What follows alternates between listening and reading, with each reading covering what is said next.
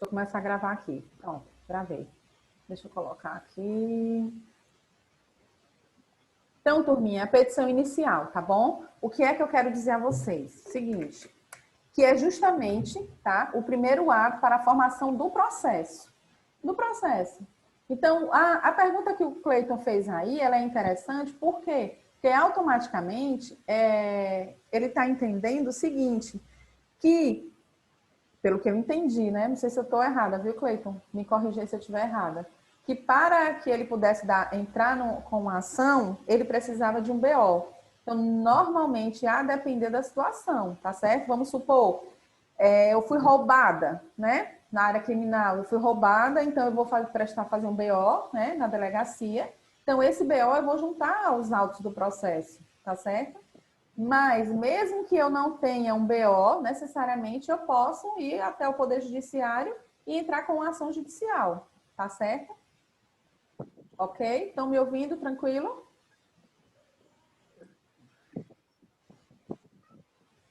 Estão me ouvindo, turma? Respondam aí, por favor. Sim, estou ouvindo. Pronto. Dá para ouvir, tá? Nem dói, né? Quando diz, olha lá. Vamos aqui. Na verdade, a petição inicial é um mecanismo, tá? Pelo qual, eu tenho todo tempo que está aceitando aqui. Ó, a petição inicial é um mecanismo pelo qual a pessoa denominada autor, tá? O autor, ele explica para o Poder Judiciário a origem e as razões pelo qual ele acredita ser titular de um determinado direito, tá certo? Pedindo para que suas alegações sejam devidamente analisadas e que seja tomada alguma providência. Isso na petição inicial. Contra o réu, contra aquele que você acha que você tem direito, né, a estar ingressando com uma ação, tá bom? O causador da lesão ou da ameaça do direito do autor. Nesse instrumento, as alegações do autor deverão ser consistentes, de forma a convencer o juiz que os fundamentos jurídicos que dão sustentação ao seu direito são perfeitamente plausíveis e aplicáveis àquela situação concreta. Então, vamos lá. Se automaticamente eu disse a vocês que eu queria fazer um divórcio, eu queria me divorciar, né? E aí eu sou o autor da ação, eu vou entrar com uma petição inicial, tá certo? Mas tem o réu. O réu é contra quem eu estou entrando, tá? A outra parte da ação. Por isso que ela precisa ser citada para ela se manifestar e se defender das acusações, tá certo? Então, nesse momento em que eu alego, tudo que eu alego, eu preciso alegar para o juiz e ter, gente, um cuidado muito grande. Por quê? Porque eu preciso dizer e mostrar para o juiz as condições aplicáveis àquela situação, tá? A petição inicial, ela possui uma relevância, pois além de servir como mecanismo para ativador da máquina judiciária, tá? Ela, no caso, tá? Irá determinar os limites do julgamento. E a sentença é que vai encerrar o processo, certo? Terá seu conteúdo estabelecido dentro dos limites existentes na peça inicial. Tá bom, gente? Então, na verdade, eu preciso entender... Deixa eu ver aqui. Eu preciso... Gente, solta o slide. Vocês estão numa coisa com slide. Esquece slide. Preste atenção no que eu estou dizendo, tá? E aí, automaticamente, o que é que você vai analisar?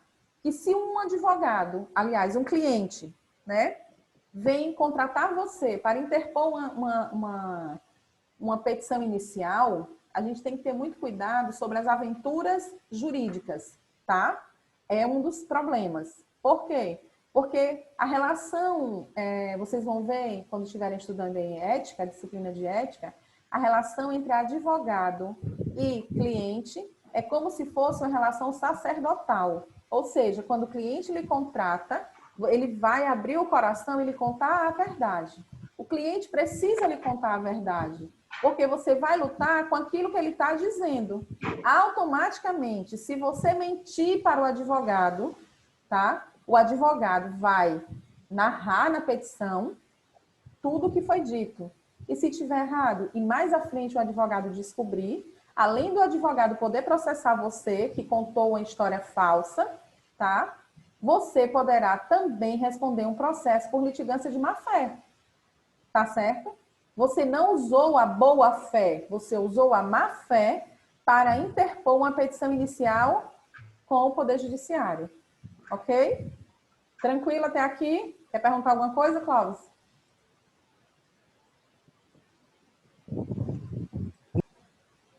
Tranquilo? Vamos seguir. Esqueci aqui, aberto. Vamos aqui para o slide 3. Peguem aí agora. Quem era que ia falar?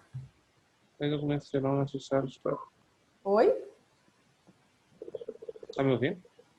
Fala só um pouquinho mais alto.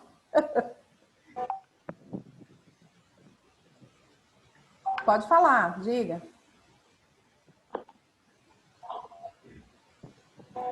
Olha lá, turminha, os requisitos da petição inicial. Vocês vão encontrar, e aí abram o Vadimeco de vocês, e todas as vezes que nós formos ter essa aula, é importante que o VAD esteja pertinho de vocês, tá? Vocês vão abrir aí, ó, no artigo 318, onde ele fala do CPC, tá? Código de Processo Civil. Parte especial, então vocês têm que entender, não pode esquecer, escreve no caderno, que o processo de conhecimento está no livro da parte especial do Código de Processo Civil, tá bom? Livro 1 do processo de conhecimento e o cumprimento de sentença. Só para avisar os navegantes que essa matéria, tá? Processo de conhecimento cai muito na OAB, muito mesmo, tá certo? Por quê? Porque é o primeiro passo para que um advogado ele possa dar entrada com a petição, tá certo? Então, olha lá.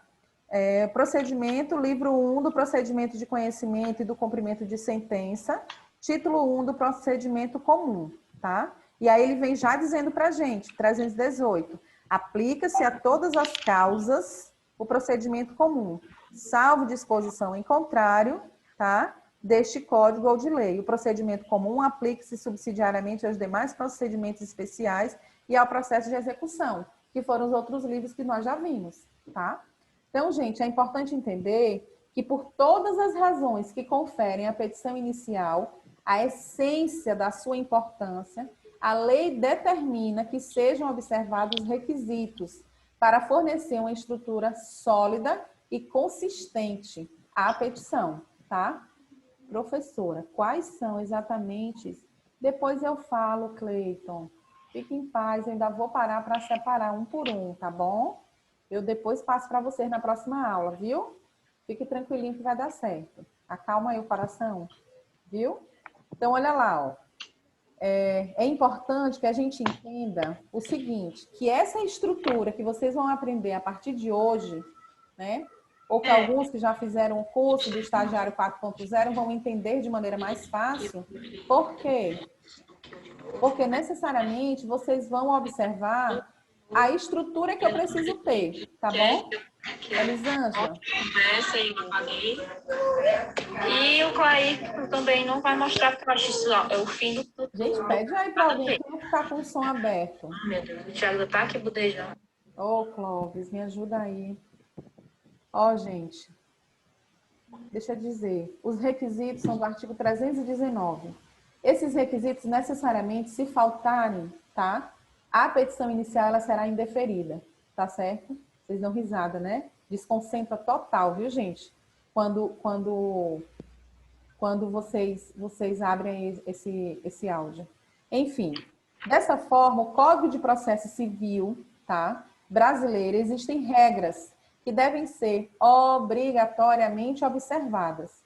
Na própria lei são elencadas as consequências que poderão ocorrer quando uma petição não possui algum dos requisitos apresentados. Olha que interessante isso. Eu preciso entender, a partir de hoje, que os requisitos de uma petição inicial estão no artigo 319, tá? Os seus parágrafos, né? 319 completa aqui os incisos e os parágrafos, segundo e terceiro e o primeiro, tá certo? Para quando vocês começarem a exercer a advocacia, vocês nunca esquecerem disso.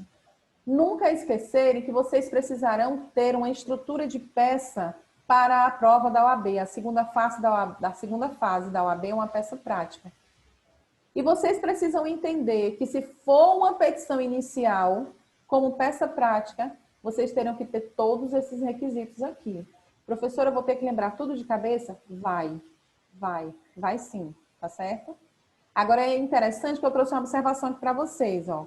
Em sede de juizado especial, tá? Então, para que eu possa adentrar judicialmente com uma ação, em termos de petição inicial, eu preciso contratar um advogado ou eu preciso ir em busca da defensoria. A defensoria, né? As pessoas que serão amparadas pela defensoria são aquelas que são consideradas hipossuficientes, que não têm condição de pagar um advogado, ok? Pronto. Parte do princípio que eu preciso ter esses dois técnicos para me ajudar a entrar com a petição inicial. O segundo requisito que eu tenho que ter em mente é que o artigo 319 é que vai dizer para mim qual a estrutura de uma petição inicial, tá? Mas para o juizado especial, que é o GEC, o GCRIM, que o pessoal chama, tá? Eu posso até 20 salários mínimos, tá? Ajuizar uma ação por conta própria.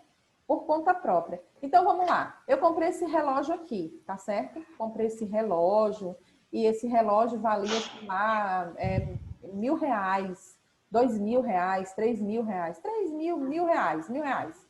E aí, automaticamente, esse relógio, ele não deu certo. Ele passou o bonzinho e depois ele decidiu começar a dar defeito. Eu fui em busca da loja, entrei em contato, etc e tal, e a loja não me deu nenhum retorno, tá? Então, o que foi que eu fiz? Eu fui, quanto consumidor, ajuizar uma ação no juizado especial. Então, automaticamente, a depender, escreve aí também, para que eu possa ajuizar uma ação, isso qualquer um de nós. Então, quando acontecer algum problema, que possa ser até 20 salários mínimos, você sozinho pode interpor a ação, tá? Não precisa de uma representação através de um advogado, tá certo? Aí você diz assim, professora, mas se eu chego lá no juizado, né? Eu sou leiga no assunto, eu não sei o que dizer, o que é que eu faço? Você vai narrar os fatos, tá? Eles vão organizar dentro do juizado e vão dizer qual o dia que você deve ir para ser atendido por um servidor, né? E automaticamente você pode chegar lá e contar a história, ela vai colocar no formato de uma petição e dar entrada, tá certo? Mas a competência não pode exceder 40 salários mínimos. A competência do juizado é até 40 salários mínimos. A cabeça dele, alguma coisa tem, entendeu? Sabe como é que eu não levou chifre? Pois é.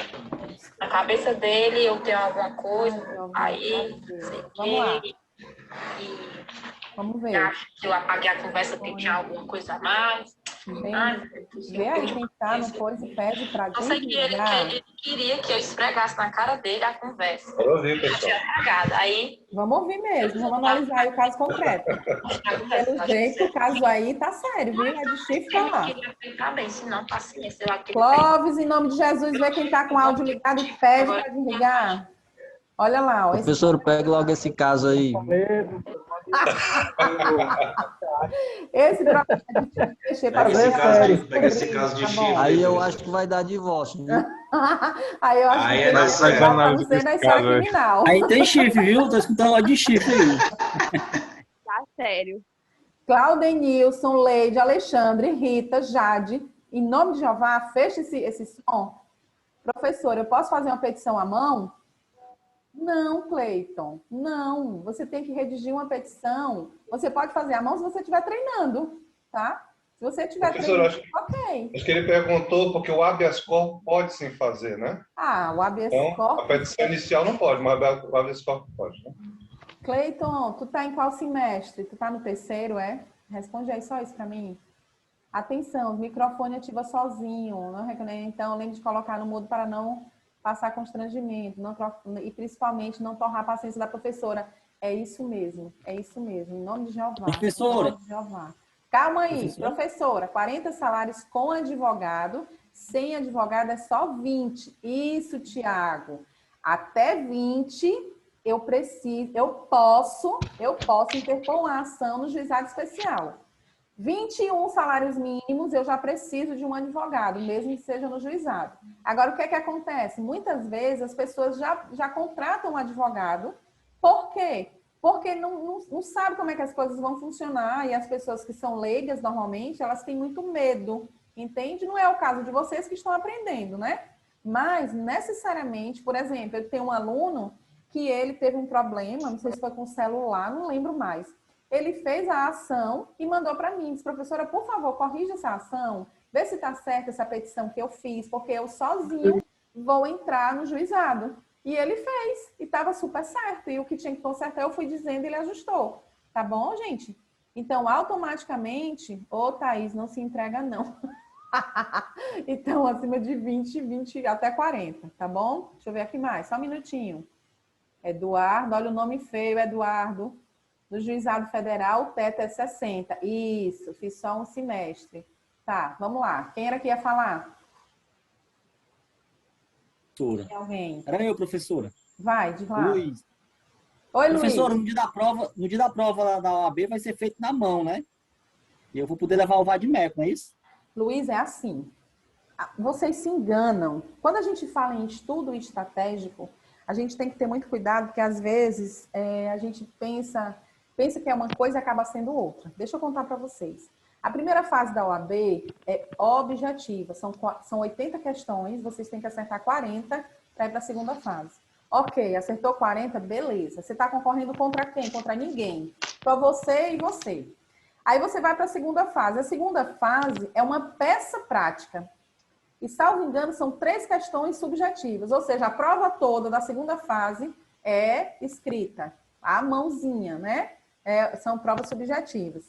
E você precisa ter o cuidado de saber onde é cada questão. Por exemplo, eles vão me dar o meu caderno de prova, tá? E é nesse momento que você vai poder usar o vade-mecum, tá?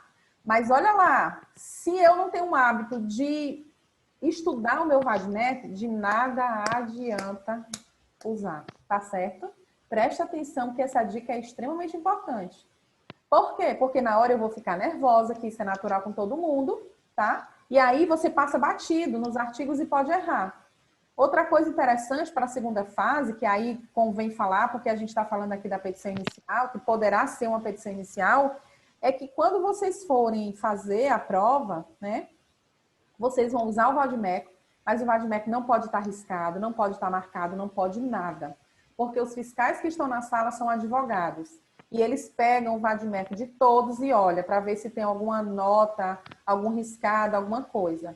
O que pode ser feito no vade-mecum é quando o edital é publicado, tá? Porque todas as vezes que tem prova do exame de ordem, eles publicam o edital de inscrição e aí você vai ler esse edital. O edital vai dizer se você pode sublinhar, se você pode pintar com alguma cor, tipo, se for uma petição inicial, você vai lá e marca o artigo 319. Fechou, entende? Porque você vai ter que colocar os fundamentos. A estrutura da peça prática, você vai ter que ter. Agora, se não tiver o hábito, sinto muito. É caixão e vela. Acaba sendo reprovado mesmo, porque a hora passa rápido. Outra coisa interessante que eu acho bom falar, já que o Luiz perguntou, por exemplo, eu tenho a questão número 1. Se no nervosismo eu escrever a resposta da número 1 na número 2, eu sou reprovado. Aquela questão vai ser anulada. Professora, e se eu fizer só a peça prática, eu sou aprovado? Não. Eles são tão espertos que para que você seja aprovado, você precisa juntar as duas. As questões subjetivas com a peça prática. Essa peça prática, professora, vai ser acerca de quê? Quando você vai fazer a inscrição, você vai escolher a área trabalhista, a área direito constitucional, direito civil, direito penal. Então, é você que vai escolher a área da segunda fase para você estudar. E aí é melhor por quê? Porque você vai estudar só uma área. Diferente da primeira, né? Na primeira fase você vai estudar tudo. Entende? Ok? Então, vamos lá. Se de repente você, por exemplo, escolheu a área civil, ainda tem gente com som ligado, pessoal, diga aí. Ó, se você escolheu a área civil, vamos supor que você escolheu a área civil, e no dia a peça prática vai vir narrando o fato de um divórcio, tá? De um divórcio. Aí você, pela estratégia que a gente ensina, principalmente no nosso curso, você vai entender que aquela estratégia ali, que o que está dizendo, na verdade, é o quê? É que todos os requisitos é de uma petição inicial. Aí você coloca. Aí, se você, por acaso, interpretou de maneira errada e aí pensa que ao invés de ser uma inicial, é uma contestação, aí você se ferrou. Caixão e vela preta, aí vai começar tudo de novo. Viu? Entenderam? Entenderam, turma? Professora, muito Oi. bem explicado. Pois é, gente. É porque eu sou igual ao outro. Eu gosto dos mínimos detalhes, para que vocês entendam. Fora os casos do chifre aí, né? Então, vamos lá. Olha lá. O juizado especial, tá? Não sei se vocês já estudaram ou ainda vão estudar, que é a Lei 9.099 de 95, tá certo?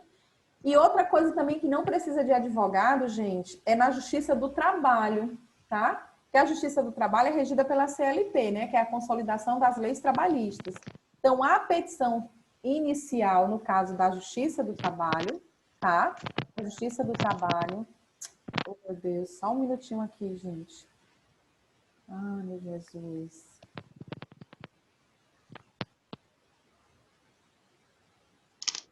Bora lá, vamos lá, vamos lá. A Justiça do Professora, eu Trabalho... acho que esse áudio ele ativa sozinho o microfone. É? Eu acho. Então tem Eu que acho. ficar atento aí, né? Para não estar vacilando, falando as coisas e todo mundo ouvindo. E atrapalhando a aula. Ó, a petição inicial não se reveste das formalidades normalmente exigidas. É por isso que pode ser elaborada, inclusive oralmente. Isso para a Justiça do Trabalho, entende? Mas o que eu quero focar aqui é que também na inicial da Justiça do Trabalho você poderá entrar sem uma representação, sem um advogado, tá bom? Então, tanto o juizado especial quanto a Justiça do Trabalho não necessita de assistência de advogado, podendo a parte pleitear o seu direito sozinha, tá? Então, é importante entender. Mas aí eis a questão. Vamos lá. Nós somos advogados e estamos trabalhando para isso, né? Vocês estão na construção do perfil profissional de vocês. O advogado, ele trabalha, né, com os honorários dos advogados, e aí depois vocês vão aprender o que é um honorário de advogado, né, sucumbencial e contratual, tá certo? São esses dois tipos que o advogado, ele recebe como salário. Então, uma vez que você for contratado, por exemplo, você vai entrar pleiteando as verbas rescisórias na Justiça do Trabalho contra uma multinacional, por exemplo. Ou, não, olha lá, eu tenho outro cliente aqui no escritório que ele foi trabalhar em São Paulo, a família dele ficou aqui, ele foi para São Paulo. Gente, vocês acreditam que ele estava trabalhando normalmente, um rapaz super saudável e tal, aí ele teve um AVC. No período que ele estava ainda se recuperando do AVC, ainda no hospital, a empresa rescindiu o contrato dele. Vocês acreditam nisso? E aí? Tá, tudo bem. Então, já que a Justiça do Trabalho não precisa, então vocês acreditam... Tem um 20. Tá aqui, Nicole. Aqui, ó. Mais um aí, pessoal. Pessoal, vocês fiquem atentos que o microfone ativa sozinho. Vocês entendem? Qual é a opinião de vocês acerca disso? Vocês viram como é que a empresa agiu? É uma empresa grande, é uma empresa multinacional e simplesmente a empresa, no período que foi, né, que o cara sofreu um AVC, a empresa rescindiu o contrato dele. Né? Visando Então, só aí... o lucro, né? A empresa, no caso, assim, sem nenhum Camilo, visando objetivo lucro. social. Assim. Visando lucro e assim, de toda forma, a parte humana do trabalho, onde é que fica? Isso que eu Quer estou dizer, dizendo, isso. justamente. Nada na parte social, na parte humana. E aí o cara ficou ainda pior, sabe? Porque você espera que nesse momento a empresa lhe dê um suporte e a empresa não deu. Né? Acho que serve também para a questão de gestante, né? Acontece muito também. Sim, Geralmente, mas a gestante há um cuidado a mais com a gestante, né, Rodrigo? Mas, assim, a depender do caso desse meu cliente, sabe? E aí nós ingressamos judicialmente, a audiência já está marcada, né? Para agora, no mês de julho. E ele voltou para casa, ele está em casa fazendo fisioterapia e etc. Sabe? Então, assim, mas a gente tem que entender, né? Até que ponto as coisas podem ir acontecendo e como elas vão acontecendo. Então, no juizado e na Justiça do Trabalho, é o que eu digo. Como é que esse rapaz iria entrar com a inicial na Justiça do Trabalho, né, contra uma mega empresa? Entende isso? A empresa, ela tem o quê? Um núcleo jurídico, ela tem vários advogados que trabalham, tem um suporte jurídico muito grande. E aí, a pessoa vai entrar sozinha? Já entra numa desvantagem muito grande, né? Apesar de que a gente sabe, né, e tem em mente que a Justiça do Trabalho, ela é uma justiça, de certa forma, protetora para os hipossuficientes, né? De certa forma. A senhora conhece algum caso aí de alguém ter ganhado uma causa dessa? Entrando sozinho, sem advogado? Não, sozinho não, mas que ganhou, sim.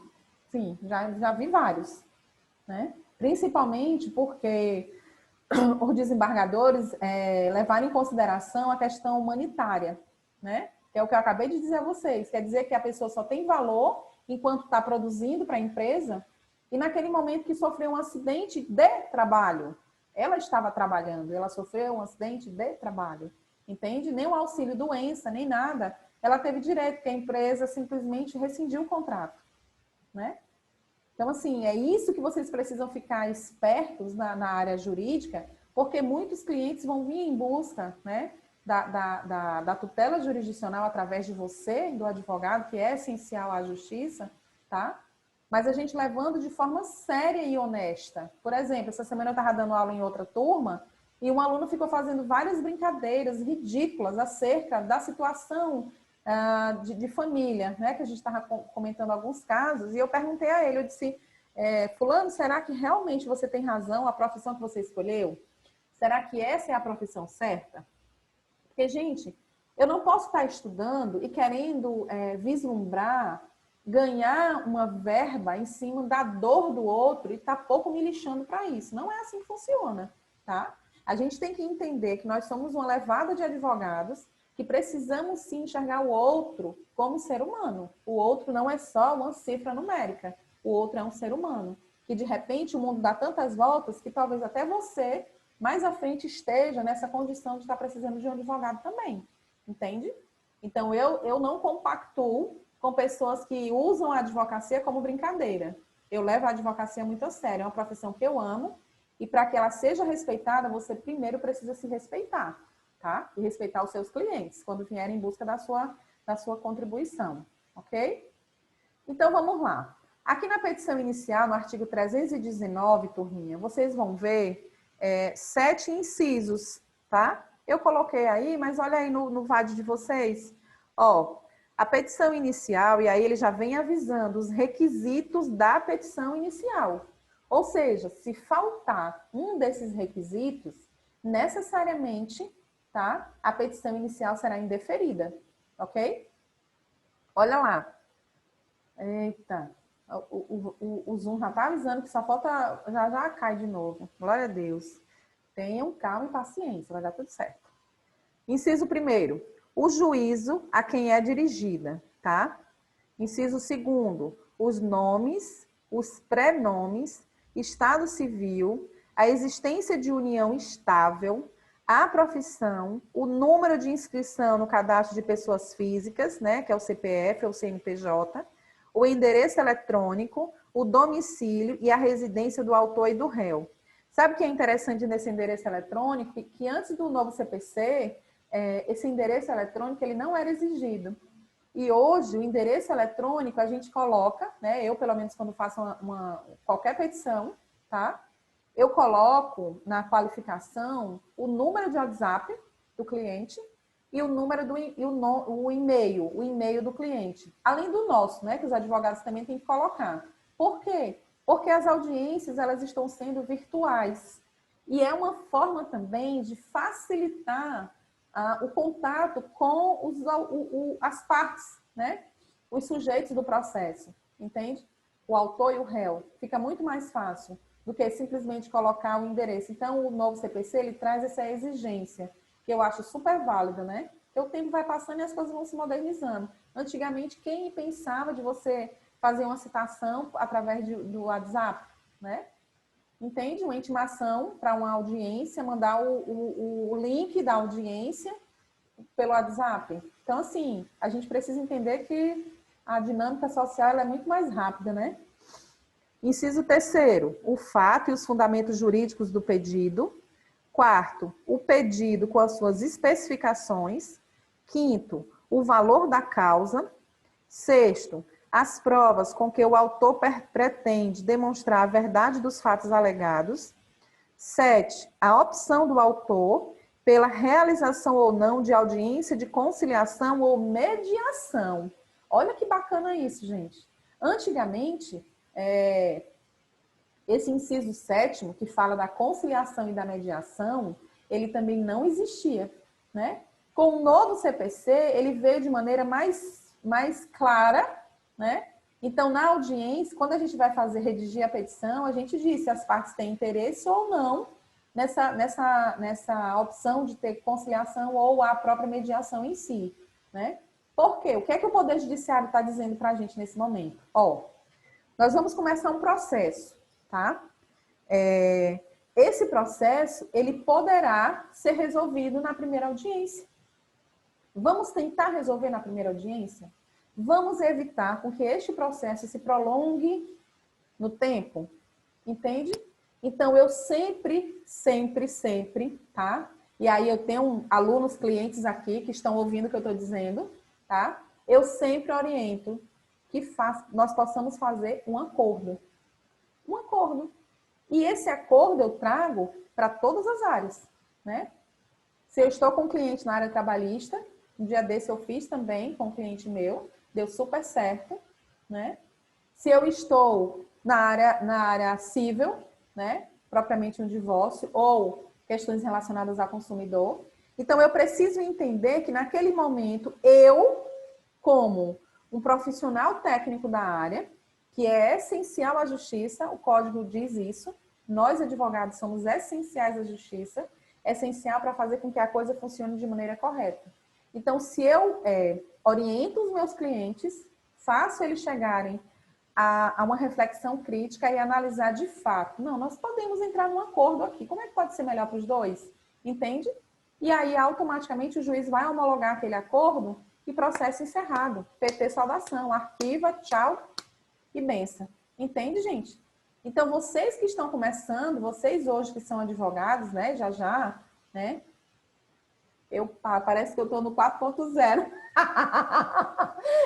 Gente, o Estagiário 4.0 é o nosso curso, aproveitar o ensejo, tá? Mesmo que esteja gravando aí, para dizer a vocês que a gente vai ter uma nova versão do Estagiário. E lá os meninos aprendem realmente a fazer muita coisa boa, tá? Depois eu vou divulgar para vocês. Quem tiver interesse, vem com a gente. E aí, turminha, o que é que acontece? Eu preciso indicar para o meu cliente que a melhor maneira é isso, tá certo? Ok? Aí, inciso 1º. Caso não disponha das informações previstas no inciso 2, inciso 2 ele leva para lá chamando o quê? A qualificação. Poderá o autor, na petição inicial, requerer ao juiz diligências necessárias à sua obtenção. Então, vamos lá. Vamos supor, e aí a gente vai ver nesse slide depois, que eu não saiba realmente, vamos supor, onde é que a pessoa está morando? Onde é que a pessoa está morando? Eu tenho o nome todo, eu tenho o CPF, mas eu não sei o endereço dela. Eu preciso do endereço dela para colocar na petição. Aí o que é que eu vou fazer? Eu vou pedir ao juiz, eu preciso, advogado, pedir ao juiz, né, na petição, requerendo o quê?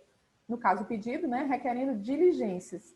Para quê? Para que o juiz, né, o Estado, de um modo geral, ele consiga para mim aquele endereço. Tá certo? Parágrafo 2º. A petição inicial não será indeferida se, a despeito da falta de informações a que se refere o inciso 2, for possível a citação do réu. Então, vamos lá. Eu não sei onde é que o réu mora, propriamente dito, eu não sei o endereço certo. Mas fulano e cicrano sabe onde ele mora. Então, eu vou colocar todas as informações possíveis. Então, ele diz para mim no parágrafo 2º que não será indeferida a petição, tá? Se mesmo assim as informações faltarem. Então, se algumas informações faltarem, mais o Poder Judiciário, através da minha requisição, tá? Conseguir, digamos assim, conseguir descobrir, por exemplo, o endereço, ele vai ser citado para a audiência. A petição inicial não será indeferida pelo não atendimento ao disposto do inciso 2 desse artigo, se a obtenção de tais informações tornar impossível ou excessivamente oneroso o acesso à justiça. Então, se ficar muito dispendioso para o Poder Judiciário, mesmo assim ele ainda diz para a gente o quê? Ó? Não será indeferida pelo não atendimento do inciso 2 deste artigo, se a obtenção de tais informações tornar impossível ou excessivamente oneroso. Ou seja, o que é que a lei está dizendo para a gente? Juiz, Poder Judiciário, por favor, procurem a pessoa. Por favor, façam, né, as diligências necessárias para que você possa necessariamente dar continuidade a esse processo. Tá certo? Agora a gente vai ver o seguinte, vamos ver, de certa forma aqui, né, o parágrafo 1º. Vamos começar lendo um a um, tá bom? E aí eu já vou avisando aos internautas. Caiu, a gente volta, tá bom? Eli, as aulas do 4.0 vão ser que dia? Já tem? Hoje, Josué, a gente vai informar, viu? É porque a gente ia fazer a divulgação, mas o Márcio tá lotado e eu tô lotada, gente. Mas enfim, né? E essa semana ainda tem o casamento da minha filha aqui, aí tá uma bênção tudo, mas tudo bem. Vamos lá. Olha lá, vamos começar falando agora sobre o inciso 1º. Vamos começar fazendo a leitura de cada um deles, tá certo? Viu? Olha lá. Mas se não encontrar a pessoa, não pode resolver a revelia? Não, Cleiton. Não, Cleiton, não pode, não é assim não, viu? Antigamente, né, até poderia, a depender do caso, tá certo? Mas não pode não é assim não, viu? Vamos lá, vamos vendo um por um de cada vez. Ó, inciso 1º, o que é que ele diz para mim? A petição inicial indicará o juízo a quem é dirigida, não é o juiz, é o juízo a quem é dirigida. Olha o que eu trouxe aqui para vocês, ó. Há vários critérios, tá? Para se definir a competência. A competência em razão do valor da causa, em razão da matéria a ser discutida na demanda, competência funcional dos órgãos que compõem o Poder Judiciário e competência territorial, que determinará o local apropriado para que seja proposta uma demanda. Vamos por partes. Olha aqui. Artigo 319, inciso 1º do CPC. Quando uma pessoa for pleitear judicialmente um direito, é necessário que a sua petição inicial conste para onde ela está sendo dirigida. É o cabeçalho da petição, tá? É o cabeçalho da petição. Na próxima aula eu vou trazer uma petição para vocês verem. Que não, mas na próxima eu trago, tá? O endereçamento deve ser feito a determinado órgão jurisdicional que tenha competência para analisar determinada matéria. Trata-se de indicar o órgão do Poder Judiciário que terá a competência